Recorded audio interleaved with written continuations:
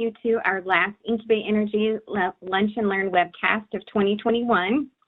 We will start the series up again in January, and we will highlight other projects from the Incubate Energy Lab series that happened in 2021, like this one. This webcast is being recorded. By participating in this call, you consent that your name, voice, and contributions will be included in our recorded materials. Phones and computers have been muted on entry. To unmute yourself, click on the microphone at the bottom of your screen, or if you're dialing in, press *6. You may be double muted, so double check that.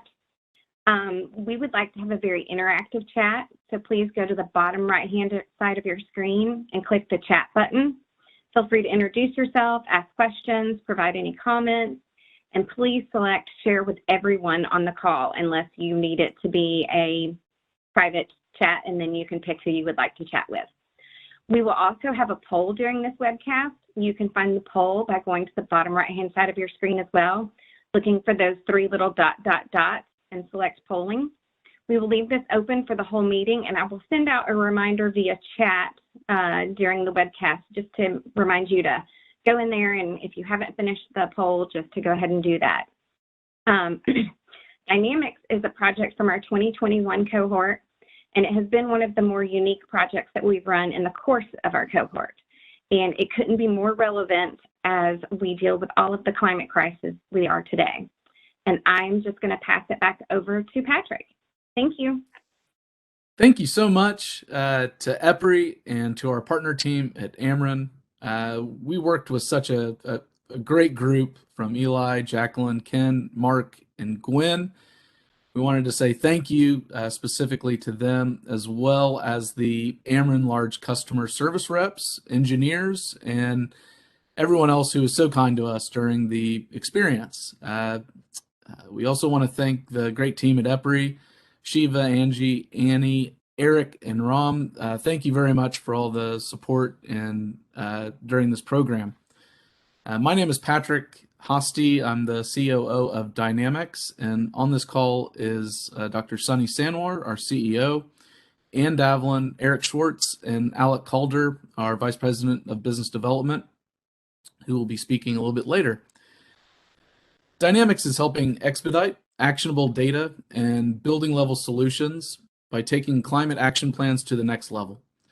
Personally, I have a background in municipal finance, and I saw that data on green bonds was not personalized or standardized, and was excited to join our technical founder, Sunny, because Dynamhex is a unique way to quantify emissions at the building level and show how specific solutions would impact any building's footprint.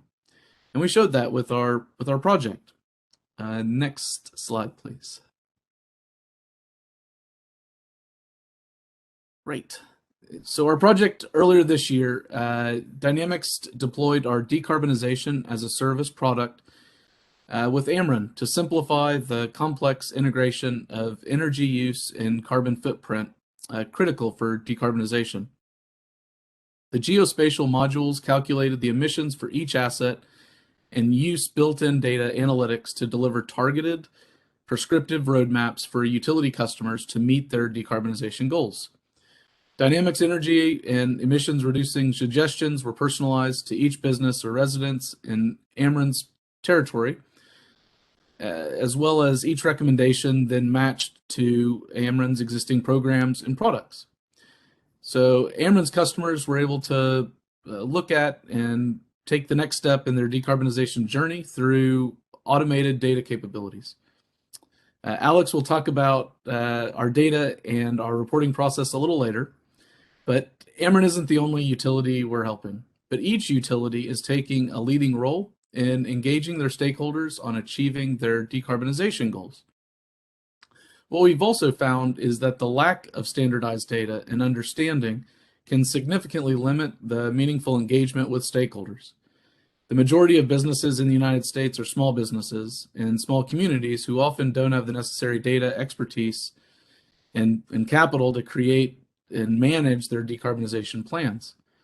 With Dynamhex, the customers and the community were able to visualize this complex decisions and holistic report sustainable progress at the program and community level with our platform. So what you see in the upper right or my upper left of the screen is the Ameren service territory, which consists of roughly half of Missouri and 3/4 of Illinois. And in 24 days, we were able to analyze the decarbonization footprint of that service territory. And then Dynamex's decarbonization as a service platform, or as we call it, DAS, is helping across multiple states so that each state's utility customers can better understand their own footprint and any decarbonization commitment they have set. Relative to Ameren's existing initiatives, products, projects, and services, such as demand response, community solar, energy efficiency, and electrification programs. So this platform is helping municipal, corporate, and institutional customers with climate targets with an actionable plan to address their current emissions. Taking a community-specific view, the platform promotes social equity by engaging diverse and inclusive voices and summarizes sustainable performances and outcomes such as energy, cost, environmental justice, and emissions reductions. With ongoing data integrations, we can help significantly to expedite the progress towards corporate and regional carbon emission goals. Figure 2 in the upper right is a representation of our platform, showing the geospatial model, goal setting tool, pathways to decarbonize in the middle, as well as specific building level information in the upper right, as well as a card for decarbonization on the bottom right. So with decarbonization as a service, we use bottom-up modeling based on insights specific to each individual building with increased accuracy, flexibility, and depth of analysis. As compared to current top-down traditional models, we found that we could take marketing to a new level with building specific modules, allowing our, during our engagement, utility account managers and program managers to pinpoint individual building and talk to individual building owners that can benefit from the recommendations and improvements. So since Dynamhex brings historical building upgrade information, permitting records, and other publicly available data and financial information, our software is able to establish relevant demographic and ethnographic predictors, shedding a light on which building owners have the highest propensity to carry out which of the programs. So in the bottom left, our figure 3 is shows each individual municipal customer that we helped. These novel approaches and new use cases emerged during those customer demos with Ameren, ranging from regional greenhouse gas footprint in a 5-county area in St. Louis, both Illinois and Missouri, as well as uptake data from the city of Urbana, Illinois. As part of the demo, we were also able to create a portal for utility customers to simply transfer energy consumption data programmatically through a single sign-on process, therefore bypassing the lengthy and manual process of and request forms, paperwork, and workflows. This significantly improved the customer experience. Next slide, please.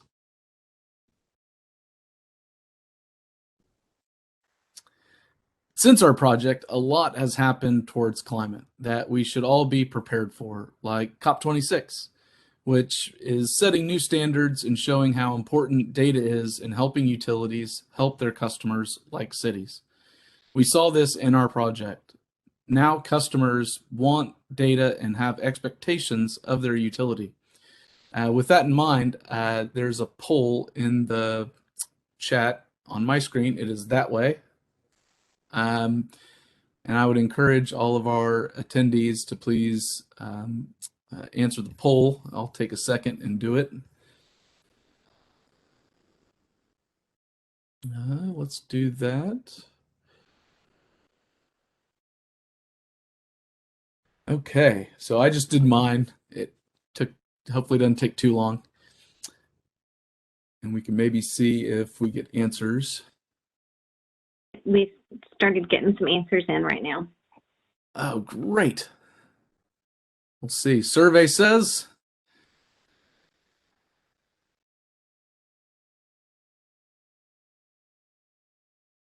Let's see. Right now, 7 people have answered yes to the question number 1, current plan to act. Only 1 no. I'll leave this open a little bit longer so we can get a more accurate reading of everyone. But right now we have 9 people who've completed, 6 people who are in the process, and 17 who have not started. Great.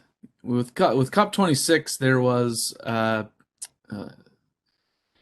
think there was, if you were going to look at some of the negative repercussions from it, I think there were a lot of people frustrated with the lack of action, and that a lot of folks were talking more. And immediately afterwards, we got a lot of indications from Washington that climate would be a focus of Build Back Better. So that it seems like some of our leaders in Washington are putting a greater and more specific focus on climate action in some of its legislation, which we think will lead to more and greater focus on environmental justice, affordable housing, and the nuances and differences between reporting standards and data sources, which can make it difficult for building owners to coordinate with power utilities and municipalities, even when they legitimately want to. We're seeing that data could be that driving force that could be a great tool to help utilities and their customers better coordinate. So do we have the rest of the polling in, or all polling? We'll close it for now and maybe leave it open towards the end. I'll ask Angie one more time if we have 13 people right now. Oh, sweet. What were the? So let's see. Right now, question 1, 11 people said yes, 1 person said no. Question 2, I'm closing the slide or closing the poll, so it'll take just a second, but we should have the results here.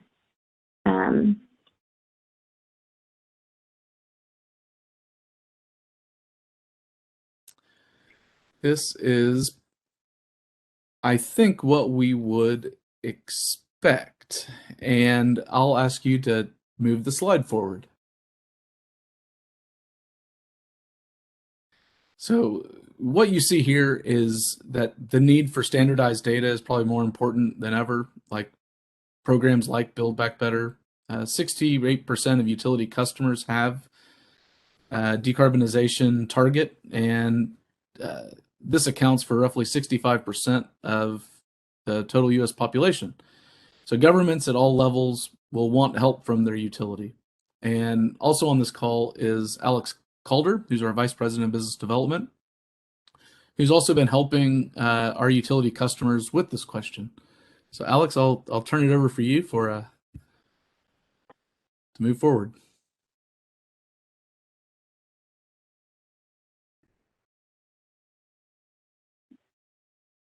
I believe. All right, I believe you may be double. Yeah. I was double muted.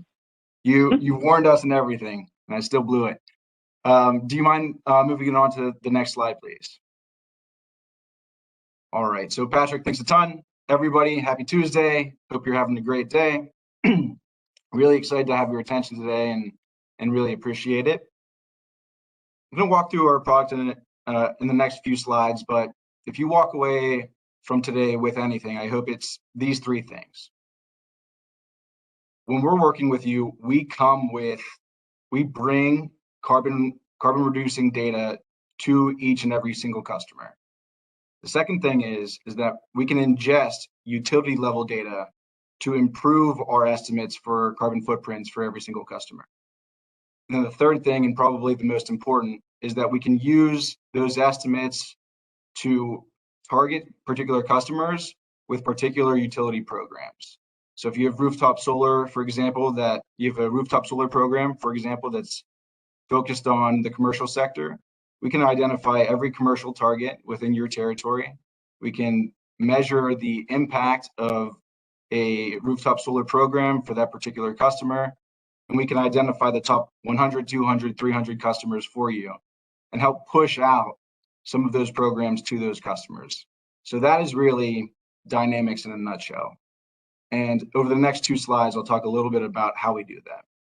So here's just a list of some of the data that we're pulling in to come up with our upfront greenhouse gas inventory estimates. So we're pulling in data like how big is a building, what year was it built, what is it zoned for, what part of the country is it in, how much sun does it get, to come up with a carbon footprint to sort of use as a baseline for each individual address to see what their carbon footprint is. Based on those same pieces of data, we can also recommend carbon reduction strategies. So if it is a house that has 12 tons of carbon a year, we can say this house would likely take these 1, 2, 3, 4, 5 steps: smart thermostat, rooftop solar, community solar, to reduce their carbon footprint down to 5 metric tons. And there's an ability in the platform to reduce the rest. Angie, if you don't mind moving it on to the next slide. So the question is sort of, how do we use that information to engage customers? And I wanted you to see sort of what that looks like here. I'm a visual learner myself, and so just seeing sort of what we're doing. So there's 2 reports here.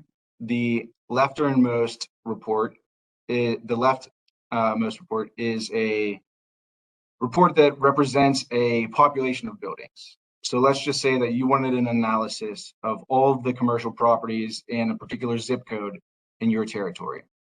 We're using a really relevant example right now. So if Build Back Better is passed, there's up to $15 billion set aside right now for focused on improvements in lower income housing and decarbonization in those areas. And so if you said, hey, we'd love to know where are all of these areas? What are the largest opportunities? And what solutions make the most sense for that sector?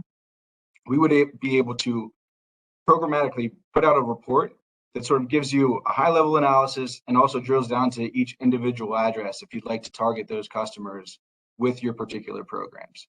So that's sort of what that report on the left shows, is representing a whole large population of buildings that you have a target for, or the country has a target for, that you're looking to help meet.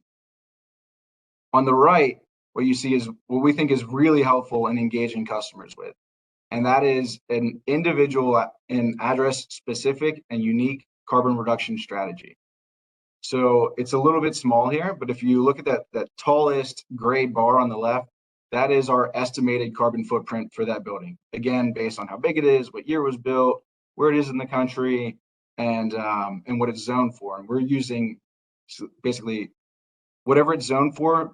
We're using their load profile, their demand profile, and mapping it to the generation stack in that territory to come up with a fairly accurate carbon footprint. If we're able to ingest their utility bill data, then we can make that estimate even more accurate. So from there, we suggest the 5 things that address could do to reduce their carbon footprint. And each individual person could say, hey, we actually already upgraded our HVAC, so we know that no longer is an issue, but we haven't installed a smart thermostat yet. Or, oh wow, there's a rooftop solar rebate in our territory. Maybe we should explore that. And then they could offset the rest.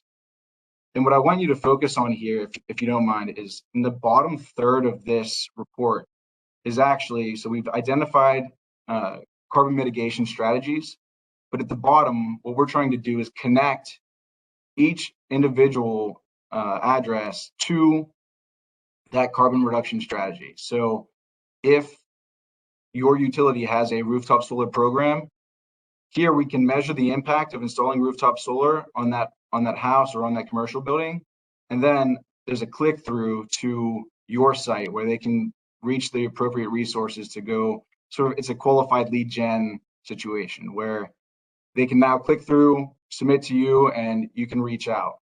And this does a lot of the sort of prospecting for you, and also a lot of the reach out.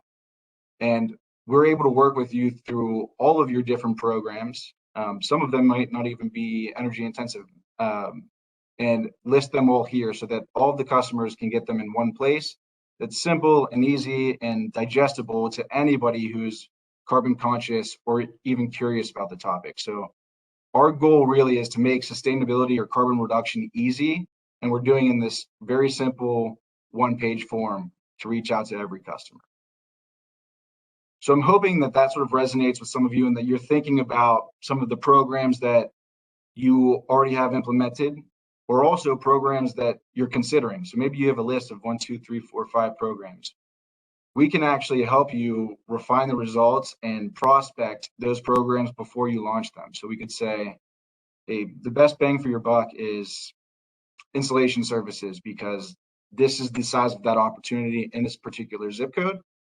And then the day that you decide to launch that program, we can reach every single customer in your territory with that piece of information and how to reach out to you. So that's really a start to finish use case that I hope sort of helps with the questions here. So with that, I'm going to sort of pause and turn it over to you all for any questions for our team, whether it's surrounding the data or our outreach to customers. We'd love to hear your feedback and see if you're interested in exploring an opportunity with us. So thank you all very much for your time, and on behalf of Patrick and Sunny and Ann as well, really appreciate it.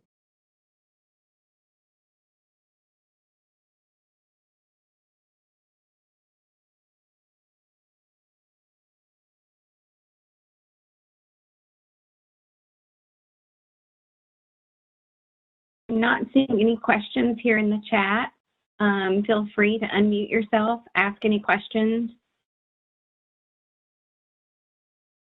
Hey, this is Rick Johnson with Entergy. Just a question about applicability to industrial operations and customers. You know, this looks more like a small business sort of application here, but can you kind of talk through how this would work for a large industrial? Yeah, maybe I can start, and Patrick and Alex or Andy can kind of fill in. So we typically, you know, when we deploy in territory, we have to make it compatible with local government inventory standards. So they have it broken down by residential, commercial, industrial, transportation, and other. So we do go through industrial. We do have NICS classification for each facility based on if it's like steel or machinery or pharmaceutical, and we apply different fuel types, so distillate fuel oil, propane, other types of liquid fuels for heavy industrials, and we derive a similar report to the one you see on your right hand side, but only using the industrial GHG inventory. So that is something we do cover. The interventions are different, you know, it's process updates, emerging, you know, like hydrogen conversations. So we do that estimation, and then the reduction strategies would be focused only on that industrial sector that we're building out within the platform. If you had any kind of ideas on which specific industry that could be helpful. Well, I mean, our territory is heavy industrial in terms of petrochemical and refining and chemical manufacturing, et cetera. So, I mean, with that, I'm just curious as to the level of granularity you have data on individual facilities, or is it all just estimates based on, you know, public data sources of fuel throughput and that sort of thing? Yeah, so it's most so on the mapping feature that Patrick and Alex went over. It starts off with an estimate. So we're applying, you know, sector adjusted, sort of normalized estimates per fuel class, per facility. And then the individual facility owners have the ability to update what we have modeled for them. So we would have, hey, you know, we see there's an XYZ distillate fuel oil, BTU consumption for the year, and they would say, no, it's actually A, B, and C because we're at half capacity. So there's that ability for the facility owner to see what we have and then update it with what they actually have on their side. Okay, thanks. One interesting thing, and this is Eli Gerson at Ameren. One interesting thing is, it gets more trued up, right? If you integrate with the meter data, better, obviously, if it's AMI, better than AMR, et cetera.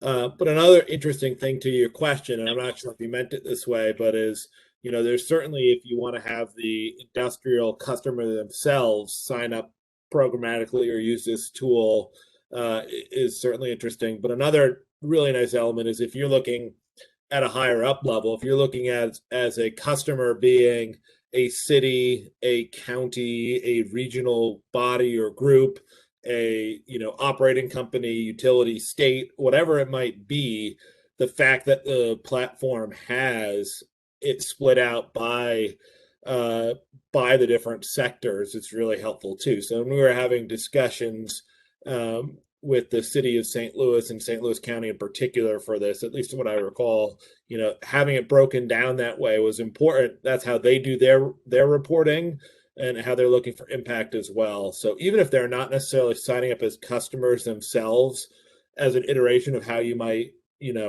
do a pilot or a program, it's really good to have it split up in all those ways.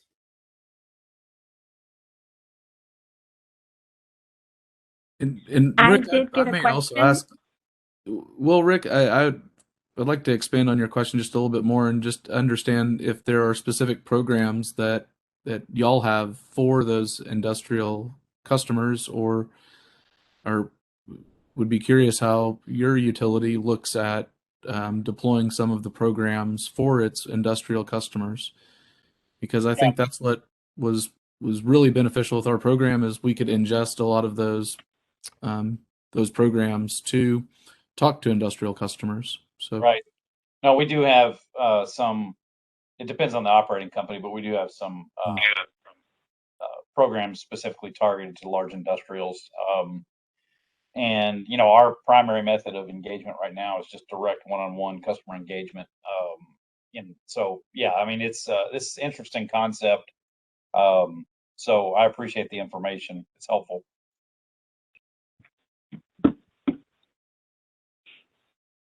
We did have one question come in. What type of work is the Dynamhex team doing around the improvement of EV charging infrastructure in the U.S.?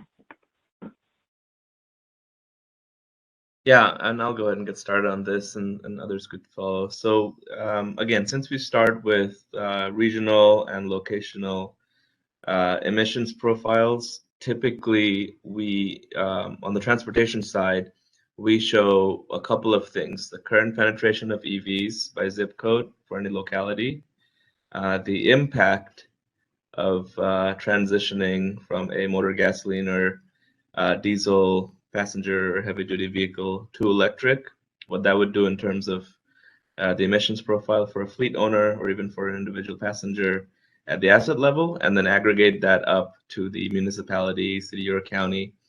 As part of that, we do ingest data from AFDC, from DOE, on current charging infrastructure across the US, so we can show readiness today, future projections from cities' climate action plan on how much of their forward-looking action plan says transportation will electrify, and then render sort of readiness indexes both at the municipal level and more finer geospatial resolutions like census tracts or census blocks.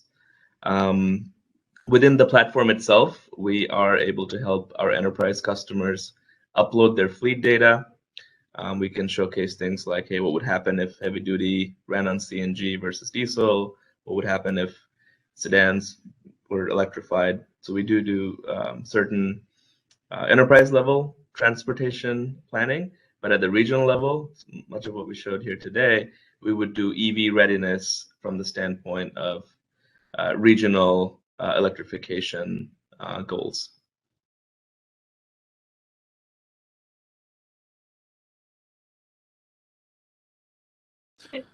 May I go back just to say, in addition to the heavy industrial, and this, I know this isn't exactly the audience, but we also can work with any of the military bases or any of the government facilities that are in your region. So we can. What's great about the data is we can pull it through the different verticals, because you may have a different interaction with the government than you do with the commercial community. Or so I just want to add that.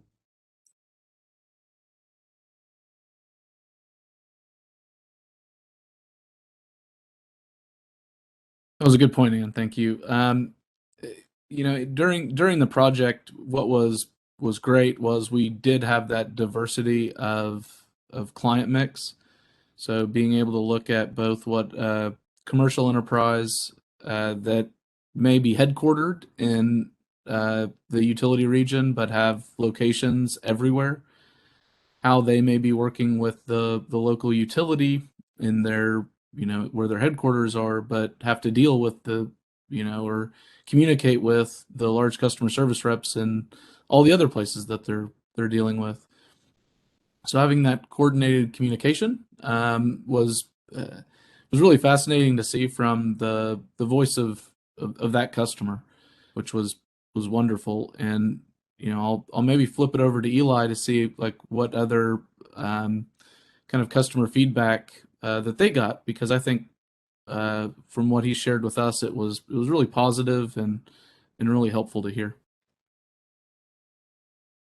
Yeah, absolutely. So we did it with a variety of different customers. So we looked to get feedback from kind of county level executives or folks from the city, from kind of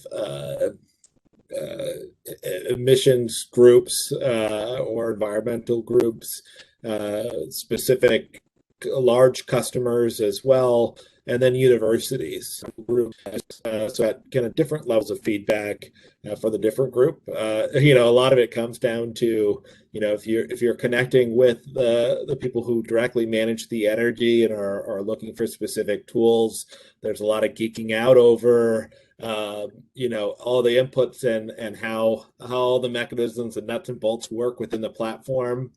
And then, for a lot of the other customers, it's really looking for, okay, how do we use this? What is the benefit to us, right? How does this make it clear what my next step should be? How could this help me make an argument for the other stakeholders or kind of justify the cost associated with any of this programming? And another interesting thing too is internally trying to think about how this, platform like this could be helpful for us. Is of course, the relationship with the customer and being able to be proactive with them, as well as, this could be a really interesting platform or tool to use if you're looking at, we have an energy efficiency program, and we have this much marketing that goes into this program. Where should you market that based off of where the uptake is not as high as it should be, or you think the benefit would be higher, et cetera? Those types of impacts I think are really interesting to look at. And as we hopefully develop more products and services too, those are also things that a platform like this could help us understand and think about the impact for our community. So I think the neat thing is how different it can benefit different customers as well as us as utilities. So a lot of different ways to drive value, and still early kind of in our path to this, but this really, I think, really helping kickstart our understanding and thinking for it. Well, yeah, and I think based on the survey results, I think it's early for a lot, but I think we're all kind of thinking about all of these topics right now at the same time. And if there's coordination in Washington, and locally, I think there's going to be a lot more voices to be heard on decarbonization efforts. Yeah, and I'd just like to add to that, and Eli, thanks a ton for elaborating there. What I think is really important is that COP26 and Build Back Better are happening, and it's happening quickly. And all of a sudden, there's going to be this massive opportunity to explore energy efficiency in every different part of the country. And to have a platform that already has all of the data that can help in your decision making and help in your customer reach out, your prospecting, to have it already in-house and on board will help you deploy I'm sure there's a myriad of ideas coming through, and there's just a massive opportunity here. And so having a platform that can help you in an instant, once you launch a program, reach every single customer, I think is the time sensitivity of this opportunity is critical, and having somebody on board who can help you with that is really important. So having it for residential customers, small biz, commercial, C&I, municipal customers, being able to help every one of those different customers explore sustainability when that funding comes available is critical. So that's really an important point. And I'm curious, Shiva, I apologize for putting you on the spot. Hopefully you're still hanging around, but I know you have some thoughts around this, and some, representing EPRI, you have some great viewpoints. Would love to hear sort of your thoughts. Yeah, sure. I think one of the key areas I think that we are looking at is in seeing how, just the fundamental idea of doing a GIS-based building stock level analysis, but driving it based on the carbon footprint, I think is incredibly useful. And so looking at how we can devise approaches for electrification, for decarbonization at the stock level, but drive it from a GHG, the emissions reductions perspective, or from non-energy benefits perspectives, et cetera.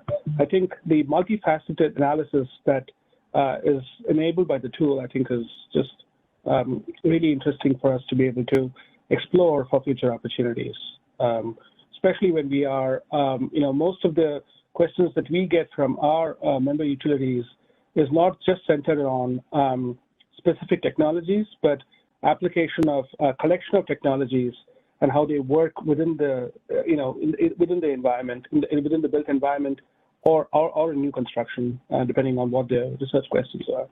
So for sure, yes, absolutely. A great opportunity to be able to use the tool, the platform, for those purposes. Thanks, Eva. Alex, something to add from my mind to what you're saying as well.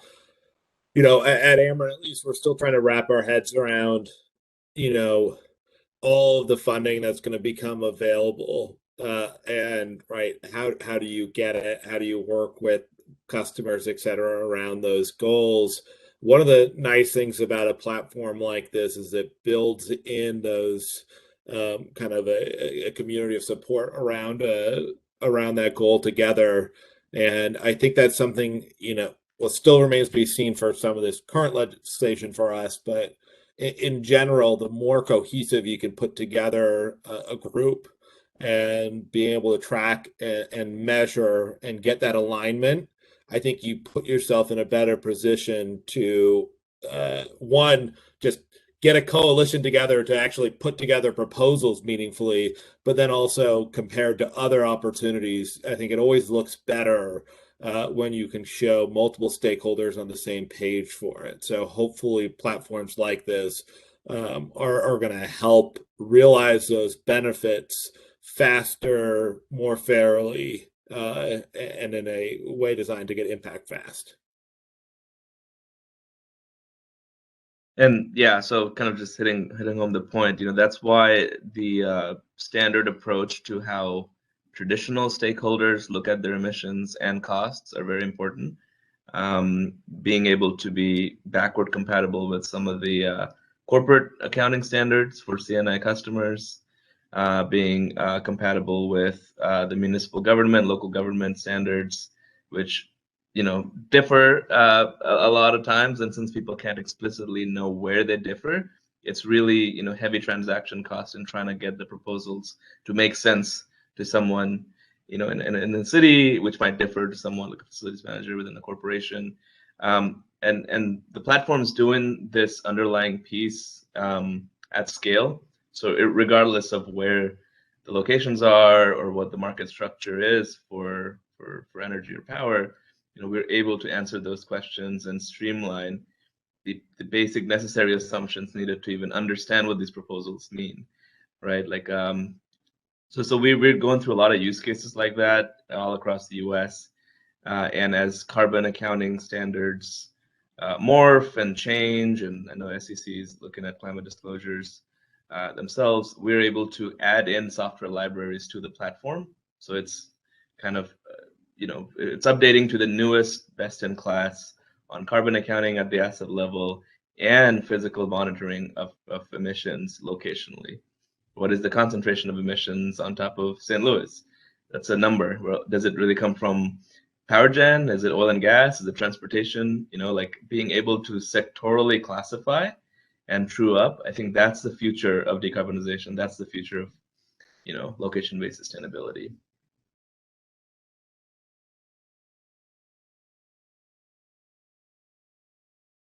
Bob, it looks like you're muted. Hi, sorry about that. Thank you. No problem. Hi, Robert Kirkshank. I really appreciate being able to participate, and thank you all for putting this on. I have a question about monitoring individual generation facilities. So like I studied Texas as part of the dissertation, my PhD, and it's like 600 generators, and I kind of came up with this idea that if you ran any one of them at their maximum heat rate without starting, stopping, or ramping, that you would minimize the carbon signature, but you'd also minimize the cost. They were kind of, coincident objectives. So as you think about that, could you, or what do you think are the merits of sort of, doing a day ahead hourly forecast for a service area where, normally I'm thinking about this, right? The utility does like a production cost model to figure out what generators they're going to run. But if you took the area under the curve, like for Texas, a terawatt hour for a day approximately, and then you said, well, let's meet that terawatt hour by running all the thermal generation at its maximum heat rate without starting, stopping, or ramping, and then we put the renewable signature on top, whatever the wind and solar is going to be, so that sort of that shape is our cheapest way to the end of the day from a carbon and a cost point of view.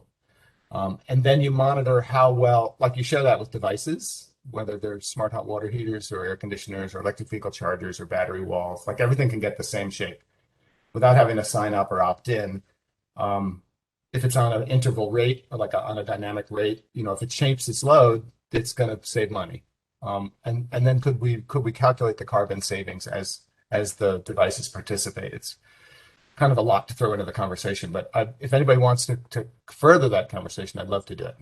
Yeah, no, that's. Oh, sorry. I was gonna just jump in and say we have been. So my past venture was in energy storage, so we did a lot of just charging, discharging based on both load side, predictability, and what we have historicals on what's generating when, and on the utility side. We typically don't have control either way, so there has to be a layer that does overrides. Obviously, can't do it on the utility side. Can sometimes do on the device side, depending on the device.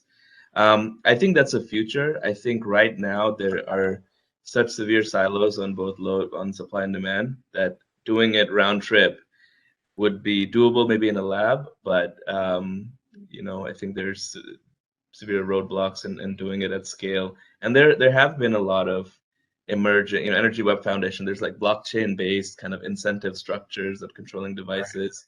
However, we haven't seen like a scalable real deployment with customers yet. But again, like for us, it's just different webhooks, different fields. We know how to classify generation. We know how to classify time, UTC. We can do day ahead by markets, but pulling it all together and putting a carbon kind of layer on top of that, I think would solve what you're trying to solve. And we would love to, play a role in that future when it eventually gets here. Great. We made a standard out of it. In this, I'm a cable guy. We made a standard for what we called optimum load shaping of electric vehicles and battery chargers. And the thought was, again, you define the cheapest way to the end of the day from the supply side, you share that with the demand side, and anything it does to shape its load is saves itself money. I put the spec in the chat, and I appreciate being able to share it with you guys. Thank you.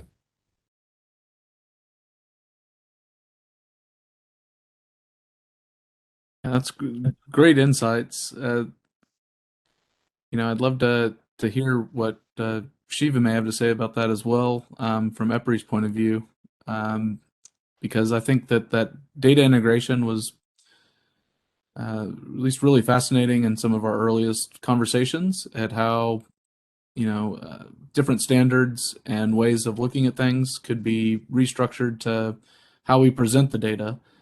So as long as you have good structured data up front, turning over to a different standard or communicating my standard with your standard becomes a lot easier. So yeah. No, absolutely. I think that was one of the key points that I found very interesting with the tool, was that the status quo here is for practitioners who start looking at doing building stock analysis or even trying to do estimation of carbon footprint, et cetera, to have a starting point of a lot of data, right? Whether it's in the form of the building level consumption data, or data that is or a combination of data that is that talks about the marginal emissions at the grid level, to be able to do these sorts of estimates. With the tool, with this platform, the practitioner can go in and use the publicly available pre-integrated data sources to start getting an estimate from day one, and then start tuning it, and then start showing it up with their own data. I think that's one of the more interesting aspects of this tool, and definitely one that sets us up right from day one, because it actually provides a baseline estimate that can then be built on top of and refined. But I think there are some incredible potential here. For example, one of the biggest areas where I think of future perhaps areas is, there's been a lot of talk about buildings to grid integration, for example, with using real-time pricing signals or some such mechanism that provides an indication of the grid need so that the buildings can respond to it. I think there's an opportunity to actually use the grid carbon signal itself, and then use the real-time estimates that the methodology behind this platform provides, so as to be able to affect these sorts of controls.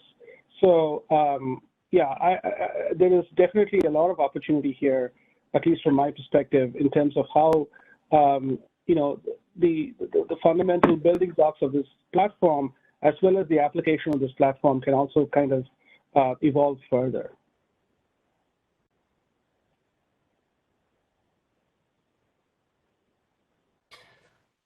Siva, when you think about a real-time carbon signal or real-time pricing signal, how do we solve the first grade soccer problem?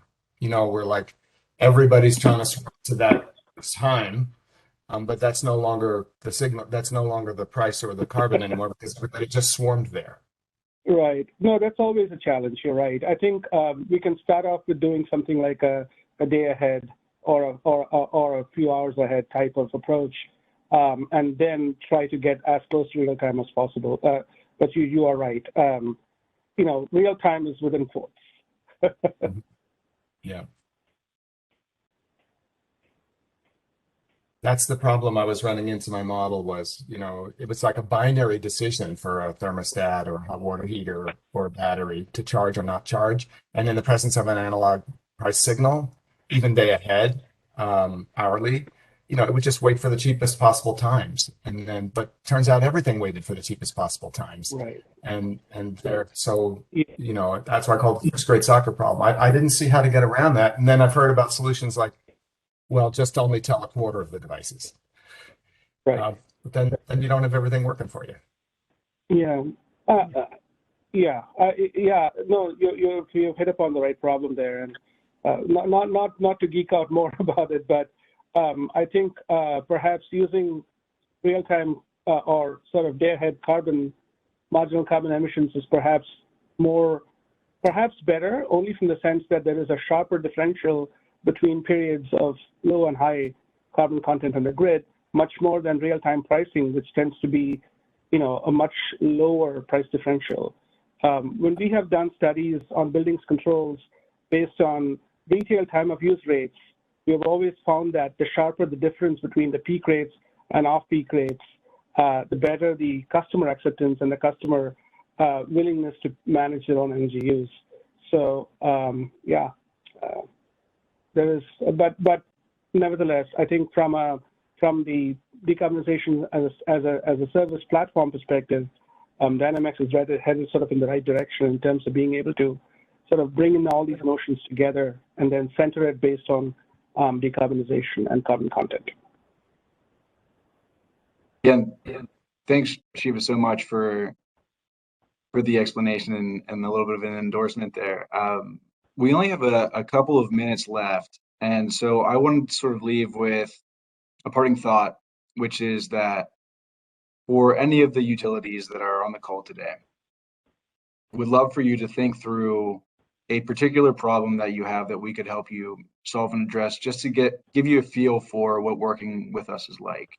So whether that be an analysis of your industrial customers or something to support affordable housing programs in advance of Build Back Better, we'd love to start working down the path of letting you see our data and letting you see and feel how powerful the platform can be, because we're very confident in our ability to bring a lot of value to your organization for a myriad of challenges, and just getting you in the door and letting you touch and see it, I think would be a great start. So please feel free to reach out to any of us, and we would love to follow up and have a conversation about your specific utility and your specific challenges.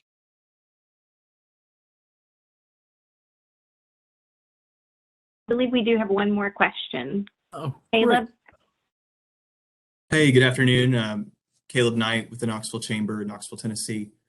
My question actually kind of relates to what you just said. What markets are you guys seeing the most engagement with, and what are kind of the qualities that you're looking for in a customer?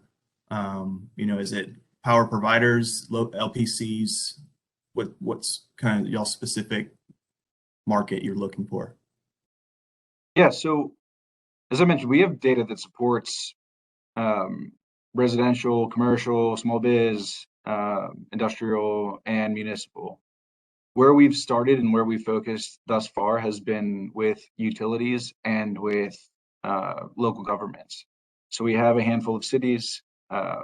We are hoping to be under contract with the county very soon, and also have worked with a handful of utilities to evaluate particular problems. So that's sort of where we're starting, and we've seen a lot of traction there and a lot of interest in the last 6 months. Really, it's really picked up in that it seems like almost every utility has a challenge that we can help with, and it's identifying that challenge and developing a statement of work that is appropriate for getting going.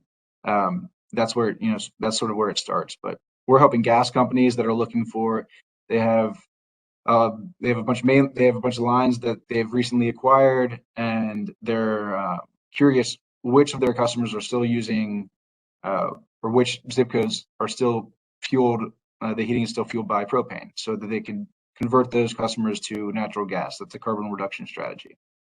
Other utilities are looking at deploying rooftop solar or energy efficiency rebates or programs, and they want us to help prospect for those programs before they're launched. And then on the municipal side, a lot of cities have a stated carbon goal or are looking to come up with a carbon reduction goal. And so some of our customers are really advanced and far along in the process, and they're looking at us as a great solution to give them a point in time estimate and then monitor their success going forward. And we have other customers who are very early in the journey, who are just looking for some data that can help inform their decisions so that they don't overcommit to something, or that they can set the appropriate levels of expectations and know what they're getting themselves into. So I would say it's a pretty broad range, but focused primarily on electric and gas utilities, with municipal customers being sort of the next entry point. Yeah. Are you able to disclose which geographies you're seeing the most activity in? It's okay if you're not. Yeah, no, I think you would be surprised. So we have some uptake in Middle America, so Illinois, Kansas, Missouri, a lot of interest in the Mid-Atlantic right now, working with a handful of utilities there, and then even in the southeastern United States. So we're working with electric utilities that are in the southeastern U.S.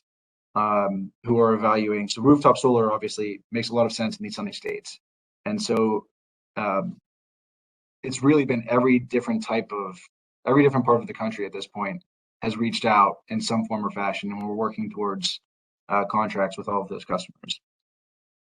Thank you. And I'll just do a quick add-on that we've mostly deployed where we are. So, we have offices located in Midwest and Mid-Atlantic. We're about to deploy in California, which is where Alex is. But with our data and how we've run the models, we can deploy anywhere.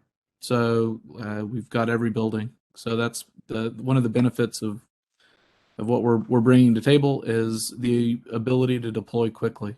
So get data quickly in where you are rather than just where we are. Right. So sign a contract with us, and then 3 weeks later, you've got an entire layout of the city of Knoxville, and we're looking at it a number of different specific ways. So just to give you a feel for what the timing and where we're at as far as the product is we can help you almost immediately as soon as we're under contract.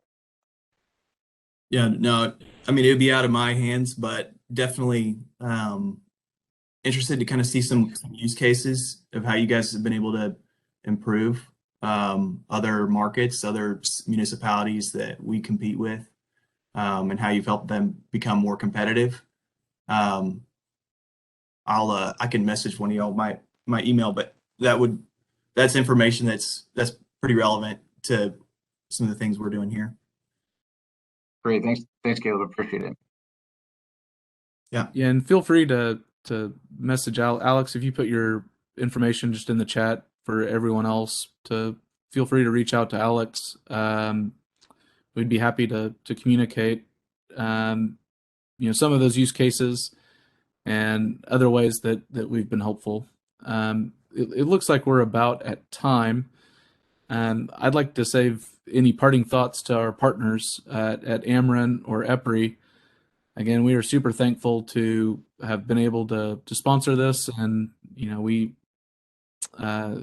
think the best is yet to come. So, Shiva or Eli, any final words?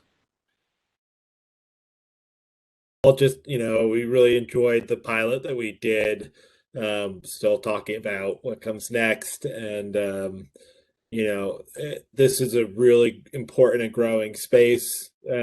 Customers are demanding solutions in this area. We need to be ready as utilities to understand their goals, take action on their goals, and this is a really intriguing way to do that.